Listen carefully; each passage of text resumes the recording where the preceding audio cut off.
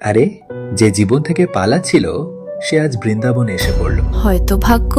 ভাগ্য? কিন্তু এখানে আসার সিদ্ধান্ত তুমি নিজেই তো নিয়েছো। লোকে বলেছে যা মেলে তা ভাগ্য অনুসারে মেলে, তবে এত সংগ্রাম কেন? যেটাকে তুমি ভাগ্য বলছো সেটাকে আমি তো কখনো পুরোপুরি লিখিনি। আমি শুধু এতটুকুই ঠিক করি যে তুমি কদমে কতটা সইতে পারো, তারপরে তুমি কি হও সেটা তোমার সিদ্ধান্তই লেখে। কিন্তু মাধব, যদি সবকিছু সিদ্ধান্তর মাধ্যমেই হয়ে থাকে, তাহলে মানুষের জীবন কেন আলাদা হয়? যদি সবকিছু ভাগ্য দিয়েই হতো তাহলে অর্জুনকে গান্ডীব তুলতে হতো না। যুদ্ধের মাঝে আমি তাকে গীতা শেখাতাম না। একটি বীজ জানে যে তাকে অঙ্কুরিত হতে হবে, কিন্তু কি গাছ হবে, কতটা শক্তিশালী হবে তা তার ধৈর্যই ঠিক করে।